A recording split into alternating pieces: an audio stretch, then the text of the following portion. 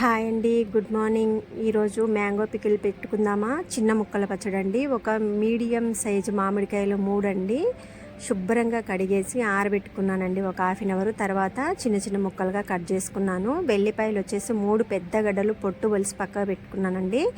మెంతుపిండి అలాగే ఆవాల పిండి కూడా ప్రిపేర్ చేసి పక్కన పెట్టుకున్నాను. కారం వచ్చేసి 3 కాయలకి నేను పావు కేజీలో సగం వేసుకున్నానండి. వెల్లిపాయలు వచ్చేసి 3 కచ్చా పచ్చాగా దంచుకుందాం.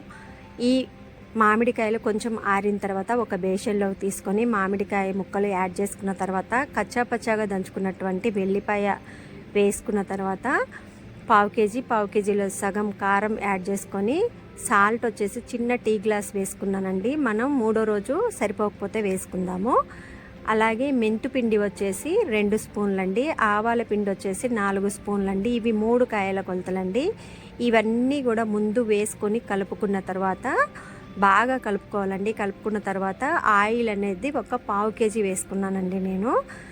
3వ రోజు సరిపోకపోతే మళ్ళీ కలుపుకుందామండి. సరిపోతుంది, ఎందుకంటే ఇది చిన్న ముక్కల పచ్చడి కాదు కాబట్టి ఎక్కువ రోజులకి ఉండదు కాబట్టి మనం వెంటనే కంప్లీట్ చేసేస్తాం కాబట్టి నేను ఆయిల్ అయితే పావు కేజీ వేసుకున్నానండి.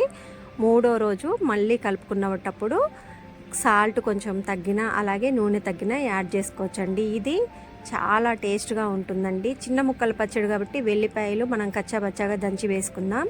అదే పెద్ద ముక్కల పచ్చడి అనుకోండి, వెల్లిపాయలు పొట్టి తీసి రెబ్బలు వేసుకోవటమే ఉంటుందండి. ఇది చాలా టేస్టీగా ఉంటుందండి. మనం కొత్త మామిడికాయ పచ్చడి కదండి. చూడండి, కలర్ కూడా చాలా బాగుంది. ఇవి బద్రికాయల కారమేనండి, తేజకాయల కారం కాదు. ఇవి పర్ఫెక్ట్ కొలతలండి. Thanks for watching.